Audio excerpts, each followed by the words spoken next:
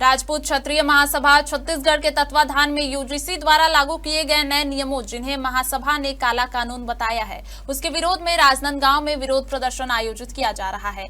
महासभा ने इस प्रदर्शन में समाज के सभी वर्गों से अधिक संख्या में शामिल होने की अपील की है।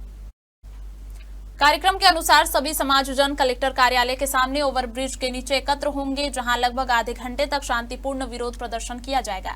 इसके पश्चात जिलाधीश महोदय को ज्ञापन सौंपकर यूजीसी के नए नियमों को वापस लेने की मांग की जाएगी।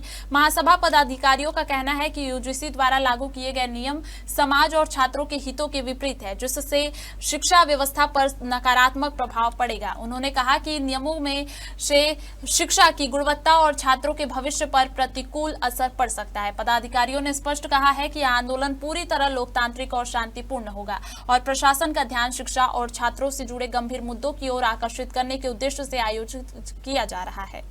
सवर्णों का ऐसा अपमान नहीं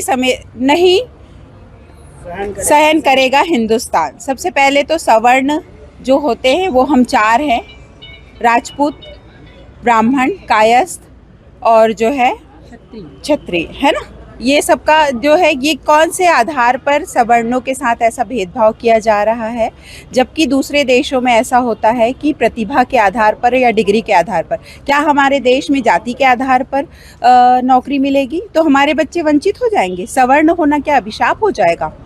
ये बिल्कुल बर्दाश्त नहीं होगा। यूजीसी को इसके नियम वापस लेने पड़ेंगे।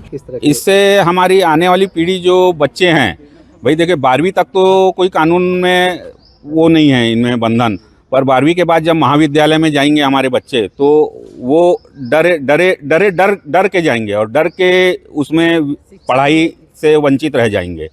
कल के दिन अगर किसी पिछड़ा एसटी एससी का बच्चा कहीं किसी प्रतिस्पर्धा में, कोई खेल कूद में, इसमें उसमें अगर वो देश की भावना से भी कहीं गलती से भी उसने हमारे खिलाफ ब्लैकमेलिंग कर सकता है, हमारे यहाँ किसी भी उच्च वर्ग के बच्चे को परेशान कर सकता है। अच्छा, इसमें एक चीज़ सबसे बड़ी खामी ये है कि शिकायत करने पे हमारे ऊपर तो कार्रवाई हो जाएगी, पर अगर कल शिकायत असत्य पाई गई तो उसके ऊपर कोई कार्रवाई नहीं होगी। ये है, स्वर्ण समाज के विरुद्ध हमेशा कुछ ना कुछ गलत होता ही है, लेकिन अभी छात्रों को और बच्चों को लिया है, ये गलत है। शिक्षा में समानता रहनी चाहिए, सबको आगे बढ़ने का अधिकार है। बच्चों को पढ़ने दो। क्या है, बच्चों को नेतागिरी में मत लाओ, उनका ध्यान डिवाइड होता है। बस हमारी सरकार से यही विनती है, क्योंकि विद्यार्थियों को ये सब चीज़ों से दूर रखो, समानता का व्यवहार रखो।